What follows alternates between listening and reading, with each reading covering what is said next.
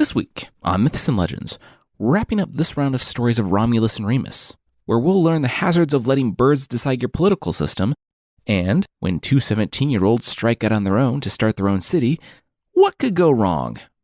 Except everything. The creature this time is a giant armored earthworm from Brazil, who started a fight between two 19th century European scientists.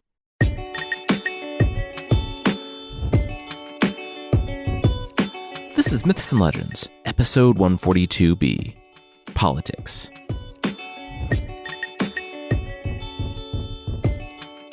This is a podcast where I tell stories from mythology and folklore. Some are incredibly popular stories you think you know, but with surprising origins.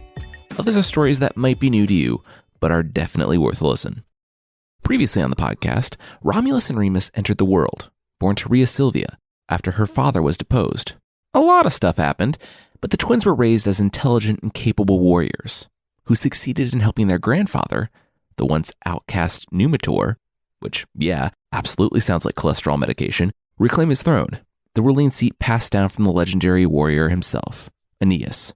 Not wanting to step on Grandpa's toes, Romulus and Remus decided to found a city of their own, about 20 miles away from Alba Longa.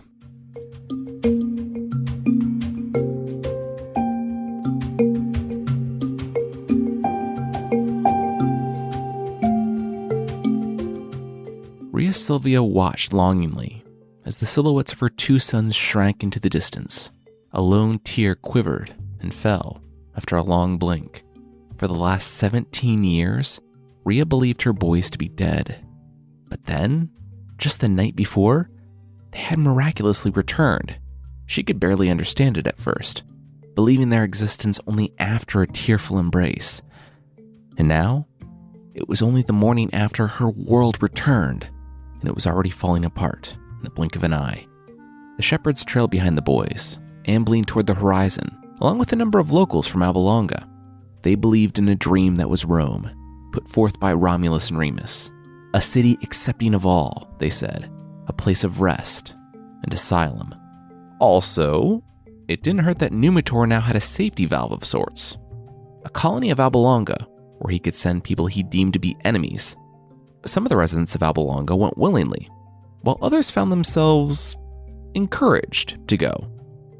With spear points. With their now massive caravan, it took a couple of days to traverse the 20 or so miles between Alba Longa and the place where the boys had been raised. But finally, they found it.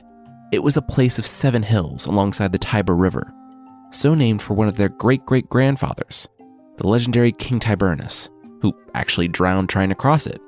As the young men looked upon the hill, they knew they had found their location for their new city. Romulus nodded. Yes, it was right here, he announced, sweeping an open hand across the hill in the center, the Palatine Hill. Remus stifled a laugh. What? No, you go with the biggest hill, the Aventine Hill, the one so named for Grandpa Aventus, who was buried there? But Romulus shook his head. No, the Palatine Hill was their hill. It was there inside a cave that they had suckled the she-wolf and survived. They had come to this place not wanting to be bound by the traditions and legacies of their father and grandfathers. This was their city, a new city. And choosing their grandfather's grave as its foundation was both regular stupid and symbolically stupid. It would be on the Palatine Hill, and that was final. Undeterred, Remus had an idea. They needed to build, right? And they had plenty of resources flowing in from Alba Longa. How about they divide up the responsibilities? Let Remus build upon the Aventine Hill and Romulus on the Palatine. That way, each brother could have his way. Romulus eyed his brother up and down and smiled. Sure. And so, the brothers began to build. The group that came from Alba Longa divided themselves up pretty evenly, and for a while, it looked as though things were going to be okay.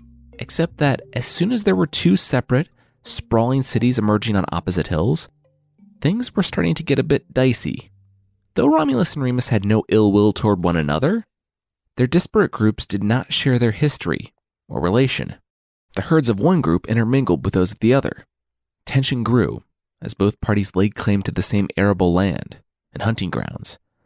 Soon, fights broke out, blood was shed, and it became obvious to the leading brothers that their two cities had to become one. under a single king. One day, a letter reached the hills. It was from Numitor, their grandfather, who piously kicked the can down the road. Their new colony was full of people that he'd kicked out of Alba Longa and Romulus and Remus's shepherd avengers. So, naturally, the last thing he wanted to do was anger the colony, run by his demigod grandkids less than 20 miles away. His message read that since no one had really been keeping track of who was born first, primogeniture went right out the window. Instead, Numitor had counseled them to seek the will of the gods. "You boys need to work it out," he'd written. "I don't have time to referee every little thing you do." And so, work it out they did. It was morning a few days later, and the brothers stood on their respective hills, Romulus on the Palatine Hill and Remus on the Aventine, and they watched. The seers and the prophets announced that the birds would show Romulus and Remus who was to lead their new city.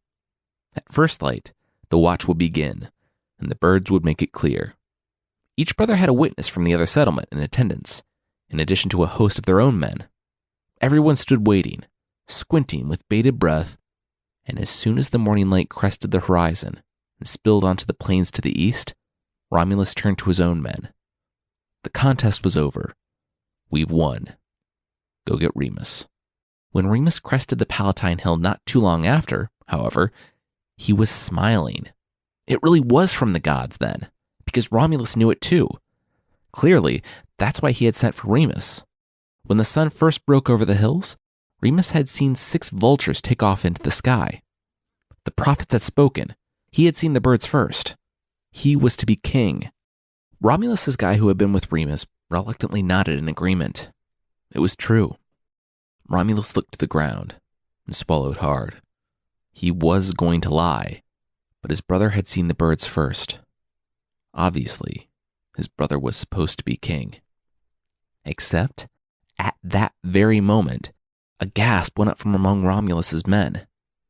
12 vultures rose from the ground when no one even knew they were there. Both brothers watched and counted as the birds flew higher into the sky and disappeared. "You said you saw 6 vultures?" Romulus asked. "Why did you call me here, Romulus?" Remus asked. "Were you going to cheat?" He absolutely was, Remus's man on Romulus' side piped up. Romulus ignored both. "You only saw 6 vultures. I saw 12. It looks, to me, like the gods have spoken," Romulus remarked.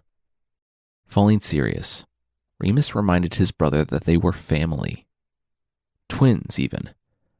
They were on the same side, always. Blood came before all else, and it was bigger than the squabbles about who would be king over a few mounds of dirt. But Romulus was going to lie to him. And that changed things. If his brother would have been the first to see the birds, then he would have happily surrendered the Aventine Hill. Romulus shook his head. No. Whoever said anything about first? Sunrise was ancient history. Romulus saw more birds. That made him the rightful king. Remus stood there shaking his head, disappointment written all over his face. Maybe this was the will of the gods. Maybe it was worth it for him to finally see who his brother was. As Remus walked away from the Palatine Hill, Romulus watched his brother with a smile. The gods had spoken. The city was his. He needed only to take it.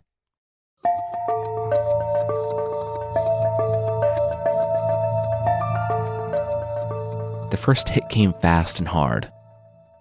The farms in the Aventine Hill burned, and the livestock ran off. Then, trade with Alba Longa was disrupted, and Remus's men were hit by bandits. Remus looked out on the Palatine Hill. He had no choice but to respond. Blood flowed and bodies piled as their Cold War turned hot. There was someone caught in the middle, someone who knew both boys, their adoptive father, Faustulus. His farm, the one where he had raised the 2 boys, was literally in the middle. It was among the hills.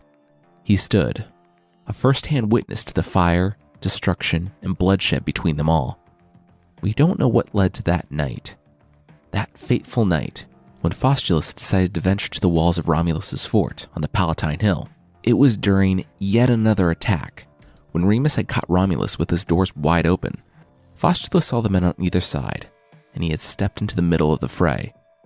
The fighters on both sides, those who had joined their factions and jumped into the violent tribalism of trying to control a plot of land by the river, had no idea who this expendable swineherd was who had suddenly blocked their path, and so they charged. At the same time, both Romulus and Remus screamed as spears impaled the only father they had ever known.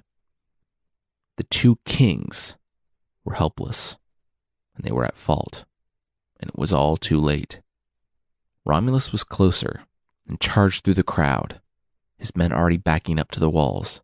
He swatted his own men away with the power of the god of war, the strength of his own biological father, and pulled his dad inside. Remus fumed, shaking off the shock of all that just went down. Romulus didn't get to do that. He didn't get to lie and cheat and start this war that killed their father and then keep his body. Summoning the same strength of his twin brother, Remus burst through the line, dodging arrows, and threw himself upon the walls of the Palatine Hill. When he reached the top, he dashed the heads of any who dared to stand in his way against the stones, and he leapt to the courtyard below. Romulus recognized the fury in his brother's eyes and scrambled as Remus raised his sword high above his head and stopped.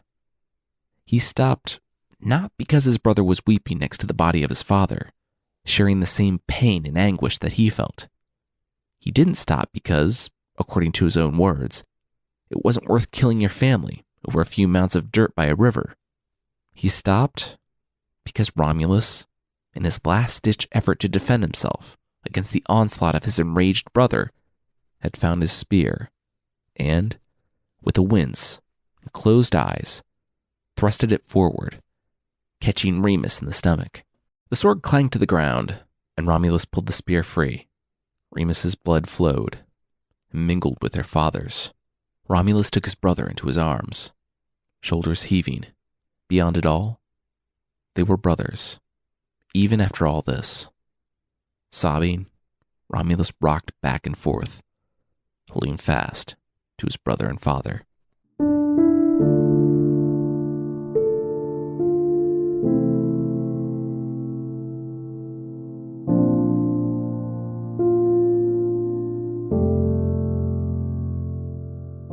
Outside, amid the clashing of spears, swords, and shields, Romulus's voice somehow carried over the battlefield.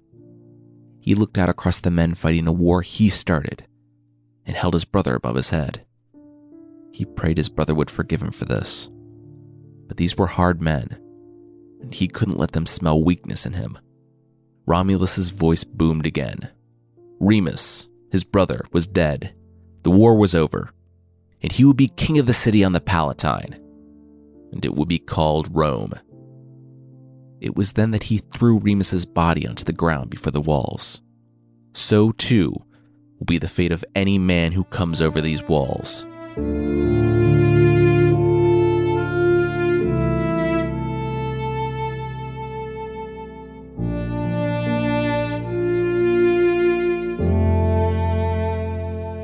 We'll see what happens when Romulus has the city to himself, but that will be right after this.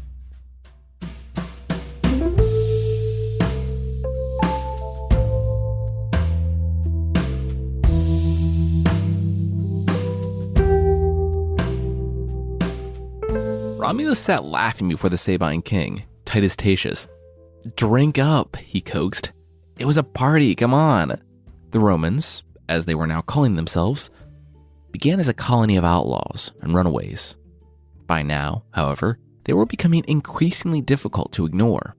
So when King Romulus sent an emissary inviting King Titus to the games at the Circus Maximus, Titus accepted. It had been a few years since Romulus killed his brother. Both men, his father and brother, were buried with honors. And Remus's army had quickly surrendered to the lone king. At the time, the fighters on the Palatine and Aventine Hills had only numbered 3,000. Their numbers had now multiplied. And when I say men, I mean men. The rough and tumble population was good for building a city and carving out a place for themselves in the violent and hostile world, but not great when it came to future generations of Romans. A few women had come along with the initial settlers, and there were a few kids from the couplings that took place, but there wasn't enough to populate a new generation. true. People were living to the ripe old age of 45 now, so they had a little bit of time to figure it out. At the insistence of the Senate, which Romulus had set up after handpicking the 100 most respectable men, an envoy began to make the rounds to the nearby cities with kind of a big ask. Their women. All of their women, actually. Romulus was good at spinning things, but you can only spin a colony of outlaws founded by a high-profile murderer so well. And thus, no one wanted to take the Romans up on their offer to send all of their daughters to a city of violent, sexually frustrated men forever. Can't imagine why. At this point, the Sabines gathered at the Circus Maximus, watching a show. King Titus cleared his throat and began with the classic compliment sandwich. Hey, so fun stuff, these games and chariot races. Super impressed by the city and all you've done. I heard about the thing with you and your brother, and now we're here. I feel like there was a narrative gap where you just built all this stuff and established the Senate and different classes like the patricians and plebeians and whatnot. Romulus nodded. Yeah, all that was kind of boring, so let's not go into it. Cool, Titus continued. Well, I don't know how else to say this, but we heard about you and your senators asking the surrounding cities for their entire female population. And while it's definitely an intriguing idea, never seeing your loved ones again because this is the ancient world and 100 miles might as well be on the moon, we're gonna pass. Once again, though, love what you guys did with the hills here. Romulus nodded. Yeah, he understood. He wasn't going to make things awkward between the Romans and the Sabines. He wasn't going to ask for their women.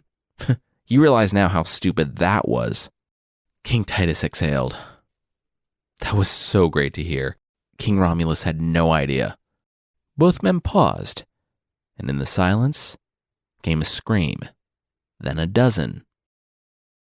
I technically did not lie, Romulus offered above the chaos, tapping his fingers together uneasily. But he should clarify.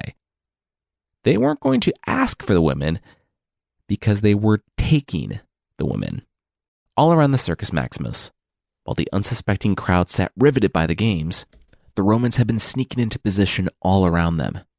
At the signal, an overwhelming number of soldiers stormed the grounds, wrapped their arms around the very first women they could, lifted them up, and carried them away. It took just a few moments before the crowds realized what was going on. By then, full chaos had ensued. It was a free-for-all. The richer patricians, the ruling class, hired men to kidnap the most beautiful of the Sabine daughters for them. Couldn't be bothered with kidnapping their own wives, I guess. The rest of the scene was a free-for-all for the plebeians. There was little any of the parents could do in the face of the kidnappers, standing helplessly without any weapons, without armor, full of shock, as one daughter after another disappeared. There was a day to stand and fight the Romans over this outrage. But that day was not today, they recognized. They would never save their daughters if they were dead, which was as true as it was cowardly. As Romulus and the other Romans watched the Sabine men shaking their fists as they ran away, promising that there would be consequences for their actions, someday, the Romans knew that their population problems were solved. It said that the feelings of the maidens were completely appeased by the assurances from their new, quote-unquote, husbands, that the Romans would be all the more affectionate to make up for the loss of family and country. And the writers insist that it wasn't an abduction, because Romulus went to each and every woman and convinced her to stay, with promises of civic and property rights, which is definitely true, and not the result of several later Roman writers trying to push past this deeply uncomfortable part of their city's legendary history.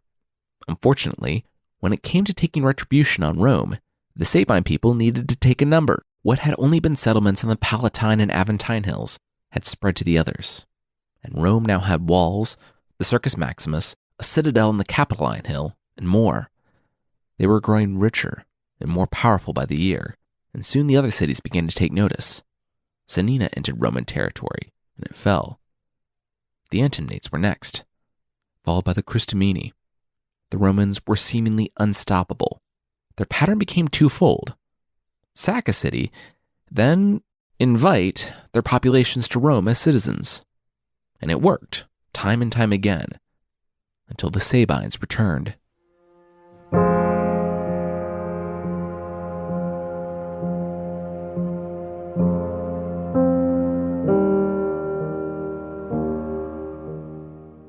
discovered her body crushed and broken at the foot of the Capitoline Hill.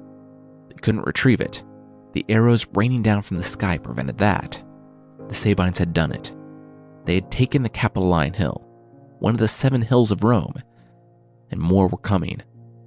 Tarpeia, a Vestal virgin and daughter of the governor of the citadel atop the Capitoline Hill, had cut a deal.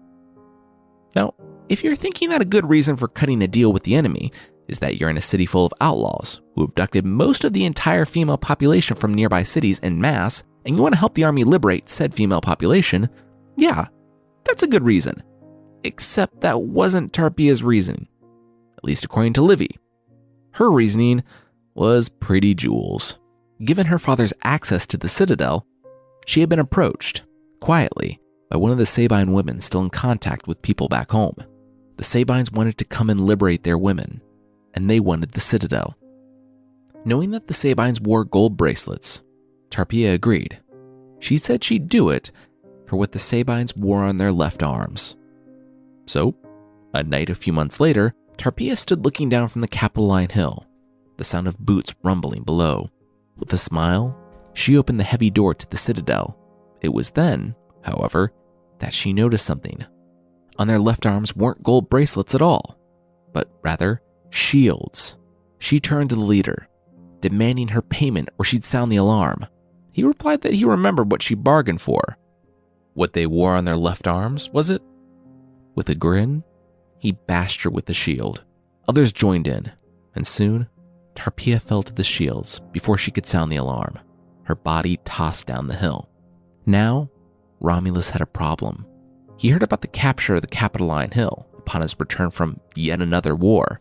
The Sabines, led by King Titus Tatius, controlled the citadel, and he returned to find the Sabines ready for war. Romulus smiled publicly, but privately, he despaired. The Sabines were in the city, and they controlled the citadel. They had even murdered a Vestal virgin, one of Romulus's men. A general with a not at all on-the-nose name of Hostius Hostilius rode out and demanded that Titus Tatius meet him in single combat to settle this once and for all. Romulus watched on the edge of his seat as Titus Tatius used both his indignation and the high ground to rebuff and kill Hostius Hostilius. When Hostilius's body thudded to the ground, the Sabines took advantage of the delicate moment and charged the Romans, forcing them to abandon all fortifications and positions, and pushing them back to the Palatine Hill, back to Romulus's original fort. As it stood, their fortunes were now reversed. The Romans were stuck on one little hill fort, surrounded by the Sabines in their own city. Titus Tatius circled the fort, calling out for Romulus. The Sabine king had waited for this for years. The Romans had been conquered, and Romulus needed to come out, or he was coming in. Romulus could see that King Titus was right. They had been defeated, but he would not surrender. Rome might fall, but he would die on his feet, with a spear in his hand. As the gate opened, Romulus took a deep breath, fixed his spear in front of him, and led the charge toward the host that, at this point with their reinforcements, was a few times his size. He knew he was charging to his death. He only hoped that the city of Rome would live on, even if he didn't. As he galloped toward the Sabines, he gritted his teeth and came to a halt at the last possible moment. Romulus almost fell from his horse, skidding to a stop before he hit them. Some of his men did fall, but the women were unharmed. It was the Sabine women, the ones they had kidnapped a few years back. Livy tells us that it was the Sabine women who, in a critical moment, quote, threw off all womanish fears in their distress, which, yes, somehow he was able to compliment them and slide in a little sexist dig at the same time. The women of the city stood between the clashing armies, rushing out the moment before it broke out into violence. They had something to say. Romulus and the Romans had done a terrible thing when they kidnapped the woman, but what was done was done. Now, they were the wives of the Romans. They turned from their fathers and brothers to the Romans. They were the wives of the Romans, but they were the children of the Sabines. This war was over them, and no matter who won, they lost. If the Romans won, they lost their family. If the Sabines won, they lost their husbands and the fathers of their new children. So, Since this war was over them, they would sacrifice themselves. If the Sabines couldn't stomach the thought of their daughters being Romans, then they could kill the daughters. If this was the only way to make peace and save their city and their children, then the Sabines turned to the Romans and begged their husbands to kill them. It was better that than living as widows or orphans. Romulus and Titus Tatius met eyes in the battlefield, and they both threw down their weapons. Their armies followed suit, and they stepped forward to talk. In the end, it took much more than peace. When the Sabines came to join Rome, all of them, it doubled Rome's population overnight. But they wouldn't come without assurances, the chief of which was that Romulus and Titus Tatius would become co-rulers of the city of Rome. Co-kings. Sound familiar? Now, Romulus killed his brother to be the sole ruler of Rome. And so it's a little difficult to buy that the thing that was such an issue for two brothers now suddenly works when it comes to Romulus, the only living founder of the city of Rome, and the king of a faraway city who, until 10 minutes ago, hated the Romans. Still, somehow, it did work. For 6 years, they ruled together. They even went to war together once. It worked because the two kings didn't work together. Romulus and Titus Tatius found that the less they saw of each other, the less likely they were to kill each other, to send the city into chaos and start a civil war. And so it was that 6 years after the Romans and the Sabines united, a group of ambassadors bowed before Romulus and the Senate. They had come all the way from Lavinium, an area about 30 miles south of Rome. They said that the Romans had been robbing their lands, driving their herds back to Rome, and killing anyone who tried to defend themselves or gave chase. They demanded that the guilty parties come back to Lavinium and be tried for their crimes. They said that the herds were being driven to one of the hills by the river, the Capitoline Hill. Romulus sighed. Titus Tatius. The other king of Rome stormed into the hall, saying how dare these men come into their city, spouting lies about him and his men. No one will be leaving Rome today. And if the men of Lavinium wanted justice for their so-called crimes, they could come and appear before a Roman judge. With a sneer, the ambassadors assured Titus Tatius that they would be back, and stormed from the hall. Okay, you totally did this, right? Romulus said to Titus Tatius as the Lavinians left. Oh, absolutely, Titus replied. But he added that, Rom shouldn't worry about it. He had a feeling that these guys were going to drop the charges before they made it back home. Oh, so you're going to murder them before they get home then? What? No, Titus Tatius said, though he was clearly nodding. Look, said Romulus, it's the ancient world. We're warrior kings over what started essentially as a penal colony. I got this position because I murdered my brother, and you got it because we kidnapped your daughters. If you're going to kill these guys, it's completely cool. I just need to be in the loop. Titus Tatius didn't know what Romulus was talking about. Wink. Romulus rolled his eyes. You just said wink. Okay, whatever Titus wasn't going to do, he needed to make sure it was clean.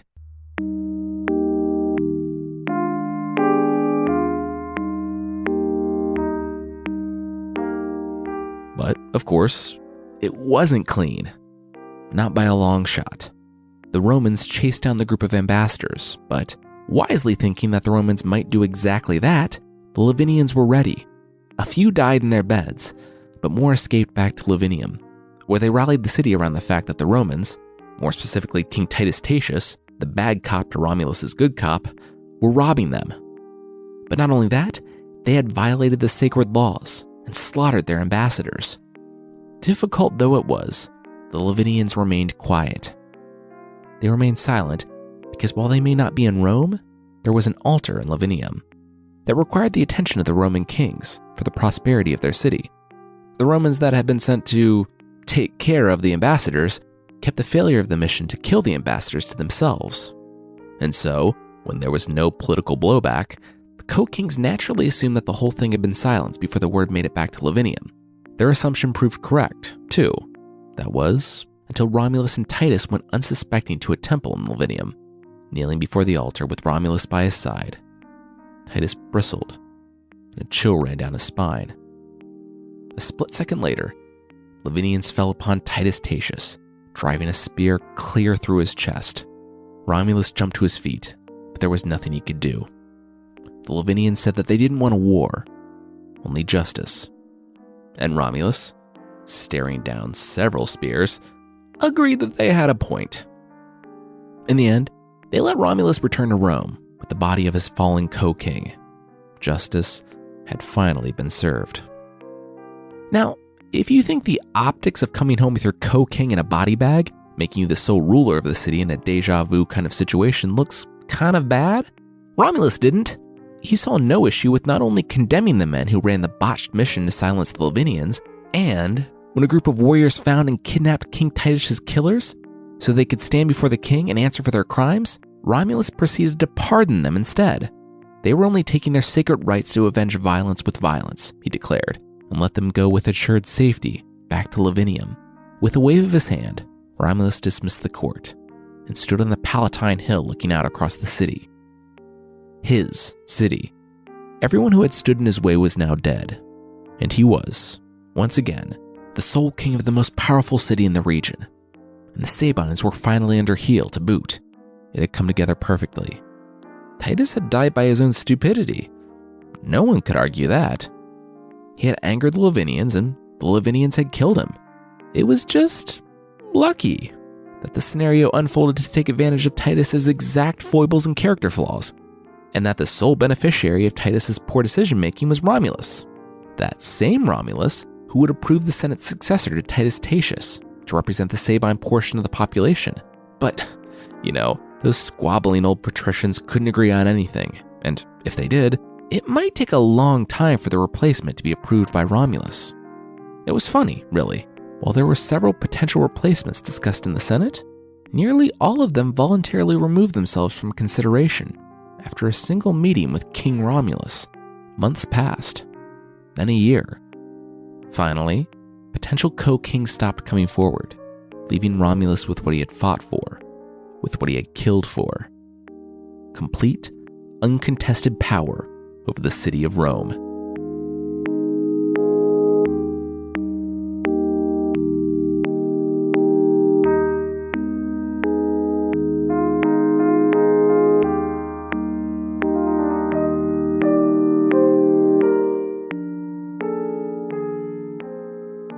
This is a good place for us to put a bookmark in the story of Romulus.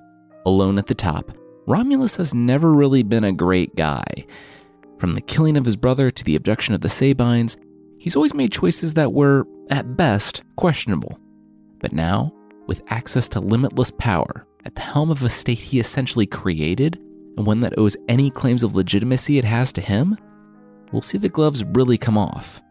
The next time we catch up to Romulus, we'll see that when he doesn't have anyone to challenge him, how corrupting power can be. I say next time because we're going to take a break from the Romulus story and catch up at a later date. Next week, it's the most adorable, bloody revenge tale ever from Japanese folklore. I want to say thanks to J Stark Art, Nice Terrace, Samina, XX Forever Strong XX, Alklost, Strawberry Jam, Wild Whalen, Homer in the Odyssey, Brad A. Ward, Better Indeed, Cadet, K Loves Myths, Bossy Beekeeper 93, and Sonata 115 for the reviews on Apple Podcasts. Thank you so much. It is so great to hear from you. And if you'd like to leave a review, Apple Podcasts is still the best place. You can find the show there at apple.mythpodcast.com.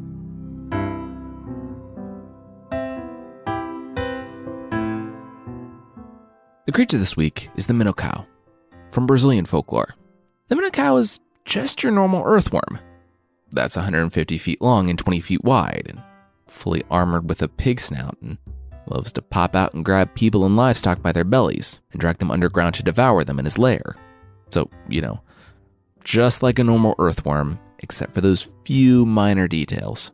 It must have a strong stomach too, because one of its favorite snacks is horned cattle that it catches as the animal is swimming across a lake. It's said to make sinkholes, uproot trees, and damage roads, and make a sound like thunder as it moves through the ground. Unlike a lot of the creatures on this podcast, this one was given the scientific treatment. It was 1800 science though, so yeah. It was mentioned in the scientific journal Nature in 1878, when apparently talking to one resident in a town in rural Brazil was science. The writer, Dr. Fritz Müller, said that he found a dead specimen and was going to bring it back to Britain. Surprise, that never really materialized. A naturalist stepped in and said that 1, minhoca is really close to minhoca, Portuguese for earthworm, so let's not go too crazy. And 2, it's probably just a larger than normal South American lungfish, which is just a 4 or 5 foot long freshwater fish with the body of an eel. Not to be outdone, Dr. Müller speculated that the minhoca might just be a, quote, relic of a race of giant armadillo, which in past geological epochs were so abundant in southern Brazil. Guys, obviously it's not a giant armored earthworm. That would be ridiculous.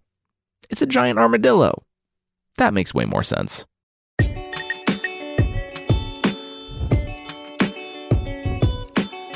That's it for this week. Myths and Legends is by Jason and Carissa Weiser. The theme song is by the band Broke for Free, and the Creature of the Week music is by Steve Combs. There are links to even more music in the show notes. Thank you so much for listening, and I'll see you next time.